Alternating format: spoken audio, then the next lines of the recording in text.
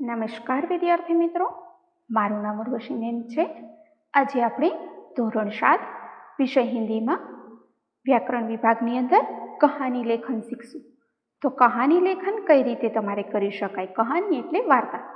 તો તમને મુદ્દા આપેલા હોય છે, તો એ મુદ્દા ઉપરથી તમારે વાર્તા લખવી હોય તો એ વાર્તા તમે કઈ રીતે લખી શકો છો એના વિશે આજે આપણે સમજૂતી મેળવશું। અહીંયા હું તમને એક કહાની દ્વારા એ સમજાવીશ। તો કહાની લેખનની અંદર સૌથી પહેલાં તો શું ધ્યાન રાખવાનું હોય છે? તો તમને પ્રશ્નપત્રની અંદર આવે, પેપરની અંદર કે કહાની લેખન કરો આવું આપેલું હોય છે। તો આ કહાનીની અંદર એમાં તમને રૂપરેખા આપેલી હોય છે। રૂપરેખા એટલે શું કે મુદ્દા। कहानी के रूपरेखा दी जाती है और रूपरेखा के आधार पर कहानी बनाई जाती है। तो कहानी को एक शीर्षक देना पड़ता है और अंत में कहानी से मिलने वाली सीख लिखना भी आवश्यक है। तो જ્યારે તમે કહાની લખો છો ત્યારે તમારે શું ધ્યાન રાખવાનું? તો कहानी को एक शीर्षक देना और अंत में कहानी से मिलने वाली सीख, ये दोनों लिखना आवश्यक है। पहला तो तमारे वार्ताનું શીર્ષક પણ લખવું પડે અને પછી એમની છેલ્લે શીખ કે તમે વાર્તામાંથી શું શીખ્યા, તમને શું બોધપાઠ મળે છે એ પણ લખવું ખૂબ જરૂરી હોય છે। તો આગળ જોઈએ કે કહાની લખતી વખતે શું શું ધ્યાનમાં રાખવું જોઈએ। तो सबसे पहले कहानी की रूपरेखा को भली भांति समझ लो कि कहानी की रूपरेखा दी गई है। उसके यहाँ पे जो रूपरेखा इसे बोलते हैं, આપણે ગુજરાતીમાં શું કહીએ કે કહાનીમાં મુદ્દા આપેલા છે, તો એ મુદ્દા આપેલા છે तो आ मुद्दा ઉપરથી कहानी बनावानी, तो हिंदी में इसे रूपरेखा बोलते हैं। तो एक रूपरेखा को भली भांति समझ लो कि इस कहानी में क्या कहने वाले चाहते हैं लोग, कहानी कौन से शीर्षक पर टिकी हुई है, कहानी का सीख क्या होता है, उसका अंत कैसा है, किस बात पे ये कहानी है, शहर की है, गांव की है, जंगल की है, फिर पशु पक्षी की है, मनुष्य की है, किसकी कहानी है, इसकी रूपरेखा भली भांति समझनी चाहिए। फिर क्या आता है रूपरेखा का विस्तार। तो वो कैसे किया जाता है? कहानी के प्रत्येक संकेत का क्रम से विस्तार करो, कहानी के स्थान और पात्र आदि के नाम दो। कहानी के प्रत्येक संकेत का, ये जो प्रत्येक संकेत होता है, ये प्रत्येक संकेत का उसमें ऐसे विवरण करो कि कहानी अच्छे से लिख सको आप। क्रम से विस्तार करना चाहिए और कहानी के स्थान और पात्र आदि के नाम दो। ये जो कहानी होती है उसका स्थान लिखो। कहानी लिखते वक्त आप जब कहानी बनाते हो तब उसका स्थान लिखो और उसमें जो पात्र आता है उस पात्र का भी नाम लिखो, जो पात्र के अनुरूप उसका नाम लिखो। बच्चा होता है तो उसका नाम ऐसे लिखना चाहिए, फिर कोई जवान आदमी होता है उसका नाम ऐसे लिखना चाहिए। फिर स्थल होता है, स्थान गांव का हो, शहर का हो, फिर जंगल का हो, नदी पर्वत, सब जगह का जो स्थान होता है उसके स्थान का नाम भी आप ऐसे ही लिखो जैसे कहानी की रूपरेखा है, उसी के आधार पर आप उसका नामकरण कर सकते हैं। मुख्य घटना का संक्षेप में वर्णन करो। मुख्य घटना जो दी गई है उसका संक्षेप में वर्णन किया जाता है। मुख्य घटना कौन सी है उसका पहले तो वर्णन करना चाहिए कि यहाँ पे हम जब कहानी लेखन देखते हैं तब मैं आपको सिखाऊंगी और दिखाऊंगी। और उसके बाद क्या ध्यान किया जाता है, पात्रों की बातचीत को संवाद के रूप में लिखो। फिर कहानी लेखन करते हैं तो उनमें जो कोई भी पात्र आता है उसके संवाद के रूप में लिखा जाता है कि ये बोलते हैं, एक लड़का बोला, फिर गांव वालों ने कहा, दो व्यक्ति ने बोला, ऐसा जो कोई भी बातचीत होती है उसको संवाद के रूप में लिखा जाता है। फिर अन्य बातें क्या ध्यान रखनी चाहिए हमें कहानी लिखते समय? तो कहानी भूतकाल में लिखनी चाहिए।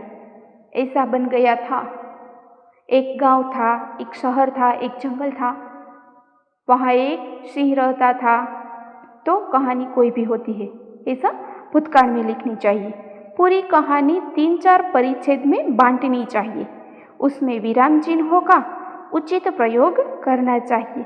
ये हम जो पूरी कहानी लिखते हैं उसे 3-4 परिच्छेद में यानी कि 3-4 ફકરામાં તમારે એને લખવાની થાય છે. યોગ્ય સમય, સ્થળ એ બધું જોઈ અને તમારી સૂઝબૂઝથી એ કહાનીમાં યોગ્ય ફકરા પાડવાના. ત્યાર પછી એમાં યોગ્ય વિરામ ચિહ્નનો ઉપયોગ કરવાનો કે કઈ જગ્યાએ કયું વિરામ ચિહ્ન આવે. દરેક જગ્યાએ પૂર્ણ વિરામ ન પણ આવી શકે. જ્યાં પૂર્ણ વિરામ આવતું હોય ત્યાં વાક્ય પૂરું કરી પૂર્ણ વિરામ કરવાનું. પછી પ્રશ્ન વાક્ય આવતું હોય તમે કોણ છો તો ત્યાં પ્રશ્ન વાક્ય કરવાનું. આશ્ચર્ય ચિહ્ન આવતું હોય અરે આ શું બન્યું તો ત્યાં આશ્ચર્ય ચિહ્ન પણ કરવું પડે. એટલે कहानी लगती समय तमारे शू ध्यान रखवानुं, विराम चिन्हों का उचित प्रयोग करना. यह बात आपको कहानी लिखते वक्त ध्यान रखनी चाहिए. फिर क्या आता है शीर्षक. कहानी के मुख्य पात्र, प्रसंग या संदेश को ध्यान में रखकर कहानी को उपयुक्त व छोटा सा शीर्षक दे. पहले पूरी कहानी पढ़ लो, फिर उसका शीर्षक क्या आएगा, उसके पात्र को देखो, उसके प्रसंग को देखो, संदेश को देखो कि वो कहानी से हमें क्या सीख मिलती है. उसके अनुसार उसका छोटा सा वह शीर्षक देना चाहिए यहाँ पे. फिर आता है सीख. तो कहानी से मिलने वाली सीख 1-2 वाक्य में लिखे. कहानी से हमें जो सीख मिलती है उसे हमें 1 या 2 वाक्य में लिखनी चाहिए, और वो भी कहानी के अंत में कि पूरी कहानी हमने सीखी और उससे हमें ये सीख भी मिली. कहानी लगभग 15 से 20 पंक्तियों में लिखनी चाहिए.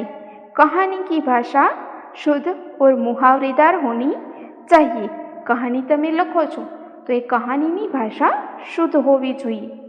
એની અંદર જે શબ્દ, જે વાક્યનો પ્રયોગ થાય છે એ એકદમ હિન્દી ભાષાની અંદર આવતા વાક્યો સાથે મેચ થવો જોઈએ. એની સાથે સરસ મજાનો તાલબદ્ધ રીતે મેળ આવે એ રીતે તમારે કહાની કરવાની હોય છે. અને એમાં વચ્ચે વચ્ચે ક્યારેક મુહાવરાનો પણ તમે શબ્દ પ્રયોગ કરી શકો છો.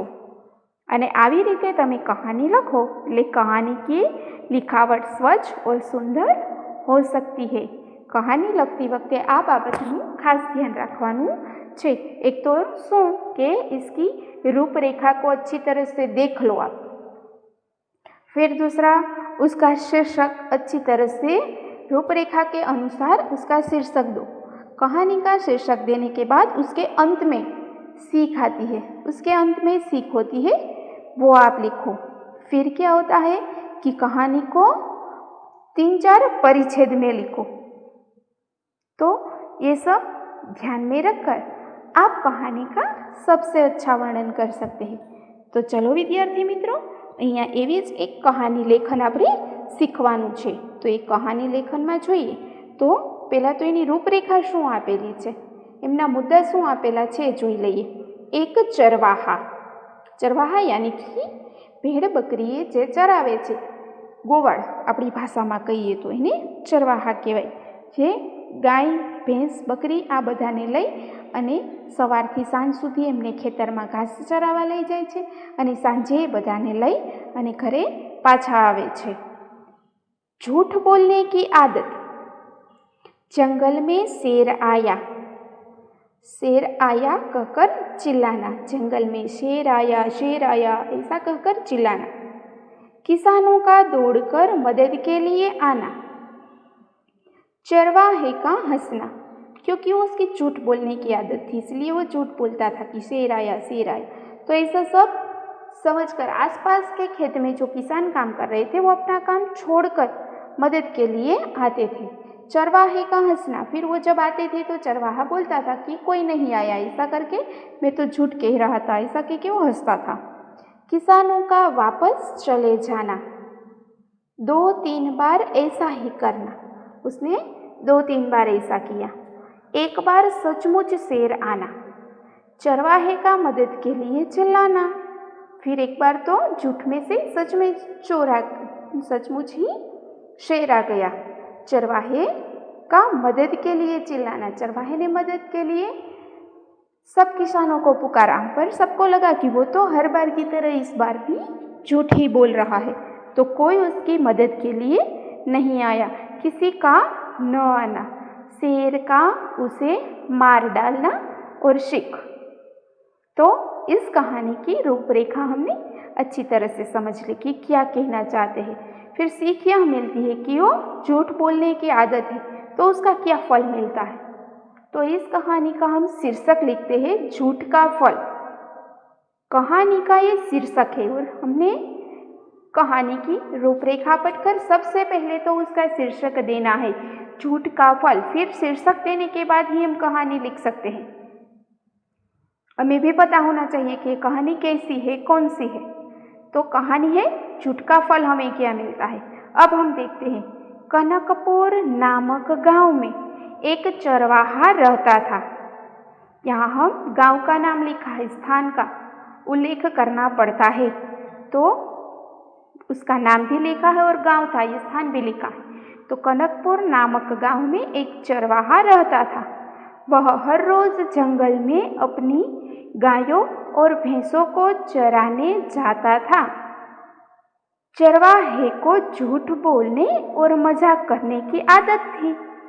ये एक ही परिच्छेद में हमने 2 लिटी यहाँ ले ली है। 2-3 एक ही परिच्छेद में 2-3 शब्द, 2-3 वाक्य आ गए है कि ये गांव था, उसमें एक चरवाहा रहता था और उसको झूठ बोलने की आदत थी।